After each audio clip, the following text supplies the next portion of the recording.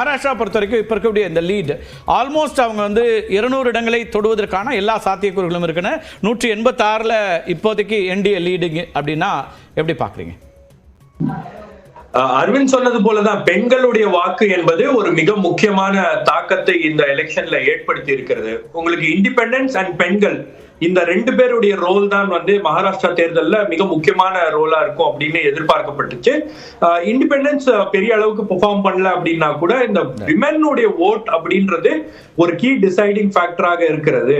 அது மட்டும் இல்லாம ரொம்ப சக்சஸ்ஃபுல்லா ஏக்நாத் ஷிண்டே என்ன பண்ணியிருக்காரு அப்படின்னு பாத்தீங்கன்னா 2024 தேர்தலில் அவங்களுக்கு எதிராக இருந்த அந்த ஆன்டி இன்கம்பன்சி ஃபேக்டர் இருக்கு இல்லையா, அதாவது அவர்கள் மீது இருந்த அதிருப்தியை அதை வந்து ரிவர்ஸ் பண்றதுக்கான ஒரு முயற்சி பண்ணியிருக்காரு. அது ரிசல்ட்ஸ்ல வந்து பெரிய அளவுக்கு காமிக்குது. அதுக்கப்புறம் தான் அந்த லாட்கி பெஹனா ஸ்கீம், அந்த லாட்கி பெஹனா ஸ்கீம் உடைய பாப்புலாரிட்டி அப்படின்றது கீழே வரைக்கும் போய் சேர்ந்திருக்கு.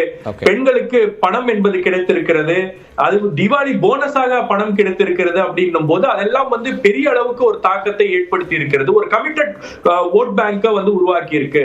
உங்களுக்கு 2024ல ஏக்நாத் ஷிண்டே பிஜேபி மீது இருந்த அதிருப்தி என்பது இந்த எலெக்ஷன்ல இல்லை அப்படின்றது ஒரு மிக முக்கியமான ஃபேக்டர். ரொம்ப ஒரு முக்கியமான செய்தி நம்ம வந்து பகுப்பாய்வா பார்க்கலாம் ஷபீர். நம்ம வந்து இந்த அனாலிசிஸ்ல தான் போறோம் ஷபீர். எஸ், கொங்கன் தானே பகுதியில் பிஜேபி ஆதிக்கம் செலுத்துது. அங்கே வந்து சித்தாந்தமாக வலதுசாரி சித்தாந்தம் கொண்ட வாக்காளர்கள் ஒரு பக்கம், பாஜக சிவசேனா வாக்காளர்கள் இந்த பகுதியில் தான் அதிகமாக இருக்கிறாங்கன்னா அங்கே அவர்களுக்கான ஒரு லீடு இருக்குது அப்படிங்கிறத பார்க்குறோம். கொங்கன் பகுதியில் 18 தொகுதியில் 15ல் பாஜக கூட்டணி ஆதிக்கம் அப்படிங்கிற செய்தி பார்க்குறோம். அடுத்ததாக நீங்கள் 2 பேர் சொன்ன விமன் ஓட்ஸ் அதிகமாக பெண் வாக்காளர்கள் இருக்கக்கூடிய தொகுதிகள் அப்படிங்கிறத நம்ம பார்க்குறோம். டேட்டா பார்க்கலாம்.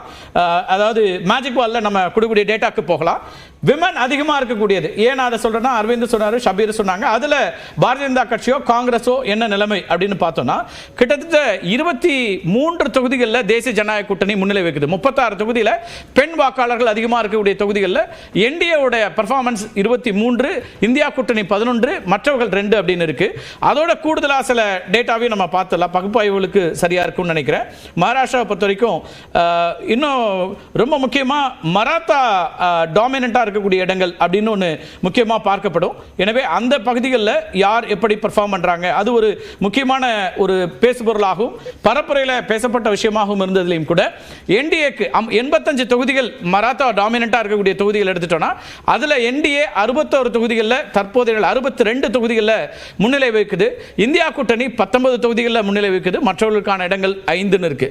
மராத்தா டாமினண்டா இருக்கக்கூடிய மராத்தியர்களுக்கான பிரச்சனைகளை அதிகம் பேசக்கூடிய, என்ன சொல்ல போனா ஷிண்டே வந்து மராத்தியர்களுக்கான முகமாக அறியப்பட்டவர். எனவே ஷபீர், அந்த ஓட் ஷேரும் அது வந்து ஃபேவரபிளா வந்திருக்குன்னு பார்க்கலாமா ஷபீர்? நிச்சயமா உங்களுக்கு 2024ல இருந்த ஒரு மனநிலை அப்படின்றது மகாராஷ்டிராவில் ஏக்நாத் ஷிண்டேக்கு எதிராகவோ அல்லது பாஜகவுக்கு எதிராகவோ இந்த எலெக்ஷன்ல இல்ல. அதற்கு மிக முக்கியமான காரணம் காங்கிரஸ், சிவசேனா இவங்க அந்த ஒரு ஸ்ட்ராங் நரேட்டிவோட இந்த தேர்தலை சந்திக்காதது அப்படின்னு பாக்குறேன். ஏன்னா 2024 தேர்தலில் என்ன விஷயங்களை பேசினாங்களோ அதே விஷயங்களை நீங்க மறுபடியும் கொண்டு வந்து மகாராஷ்டிரா தேர்தல் களத்தில் பேசுவது அப்படின்றது ஒரு பெரிய இம்பாக்ட கிரியேட் பண்ணல. நீங்க ரிசர்வேஷனை பத்தி பேசுனீங்க, கான்ஸ்டிடியூஷனை பத்தி பேசுனீங்க, பட் அதற்கெல்லாம் மக்கள் வந்து 2024 எலெக்ஷன்ல ரெஸ்பாண்ட் பண்ணிட்டாங்க.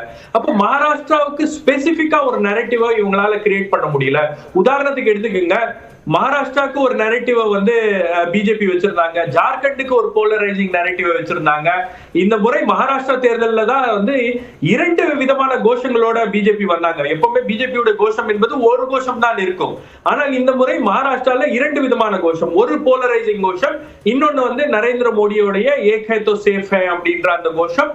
2மே வந்து கான்ட்ராஸ்டிங் கோஷமாக இருந்தாலும் அது மக்கள் மத்தியில கொண்டு போய் சேர்ப்பதற்கான ஒரு முயற்சியை அவர்கள் செய்திருக்கிறார்கள் அப்படின்னு முதல் கட்ட கருத்தை எடுத்துக்கிறேன். ரமேஷ் சேதுராமனும் இந்த அமர்வில் நம்முடைய நிகழ்ச்சி அவருடைய நிகழ்ச்சிக்கு வரவேற்க. எப்படி பாக்குறீங்க மகாராஷ்டிரா தேர்தல் முடிவுல? ரமேஷ், எப்படி பாக்குறீங்க? மகாராஷ்டிராவை பொறுத்த வரைக்கும் இந்த வாட்டி அறுதி பெரும்பான்மையுடன் பாஜக வெற்றி பெறுவாங்க அப்படிங்கிறது ரொம்ப தெளிவா இருக்கு.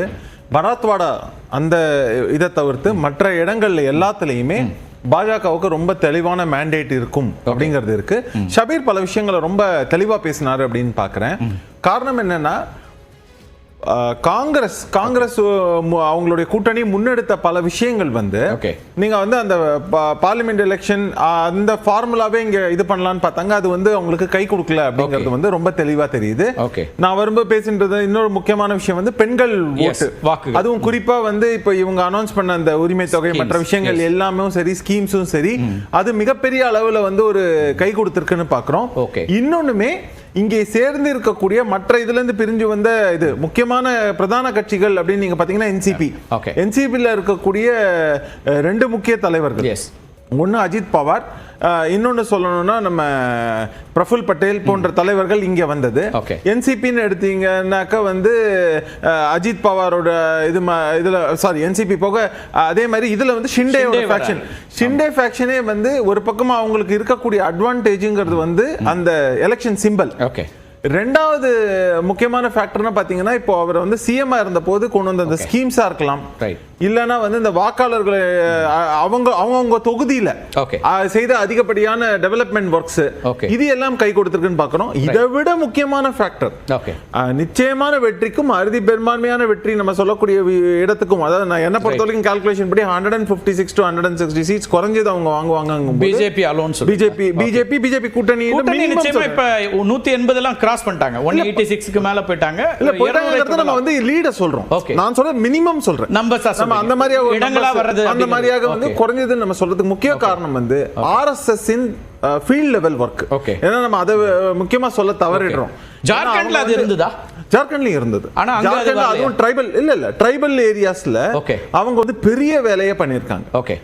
அது நம்ம ஜார்க்கண்ட் நம்ம தொடர்ச்சியா பாக்குறோம். நாடாளுமன்ற தேர்தலையும் பிஜேபியோடைய பெரிய அளவுக்கான சக்சஸ்ல அவங்களோட ரோல் இருந்ததுன்னா நிச்சயமா அதையும் பேசலாம். அதுக்கு முன்னாடி இன்னொரு டேட்டா பேசிட்டு திரு கருணா ராஜ்டேவாலா அவர் நிச்சயமா இன்னைக்கு மகிழ்ச்சியா இருப்பார் மகாராஷ்டிரா தேர்தல் முடிவுகளை பற்றி பேசுவதில்.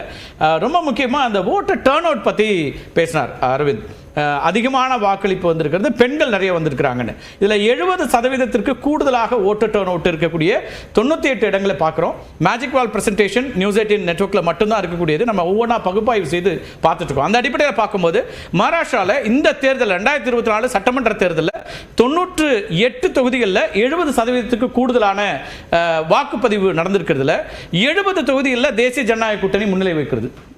70 தொகுதியில் தேசிய ஜனநாயக கூட்டணி, இந்தியா கூட்டணி 27 இடங்கள்ல அப்படின்னு பார்க்கும்போது ஒட்டுமொத்தமா அதிகமான வாக்கு இந்த ஓட் ஷேர் அல்லது ஓட்டிங் போலிங் ரொம்ப அதிகமாக நடந்திருக்கிற இடங்கள் வந்து பிஜேபிக்கு கை கொடுத்திருக்கிறது, அலையன்ஸ்க்கு கை கொடுத்திருக்குன்னு பார்க்கலாம். எங்கெல்லாம் வாக்கு சதவீதம் கூடி இருக்கிறதோ 70 கிராஸ் பண்ண இடங்கள்ல என்டிஏவுடைய எண்ணிக்கை இப்போது 69 மாறி இருக்கு, இந்தியா கூட்டணி 28, 2 மடங்குக்கு மேலாக அவங்களுடைய அந்த வெற்றி என்பதை பார்க்கிறோம். திரு நாகராஜ், ஒரு அந்த பெண்களுக்கான ஸ்கீம் ஒரு அல்லது பெண்கள் வாக்குகள் அப்படிங்கிறது ஒரு பெரிய பாசிட்டிவா இங்க மாறி இருக்கு. 2 நரேட்டிவ் வச்சாங்கன்னு ஷபீர் சொல்றாரு. 2 முரணாச்சு. ஒன்னு ரிலீஜியஸ் போலரைசேஷனுக்கான ஒரு ஹிந்துத்துவா அப்படிங்கிற ஐடியாலஜி, இன்னொன்னு இந்த ஸ்கீம்ஸ். இந்த ரெண்டுமே ஒர்க் ஆயிருக்கா அல்லது ரெண்டுல எது அதிகம் இருக்குன்னு பாக்குறீங்க?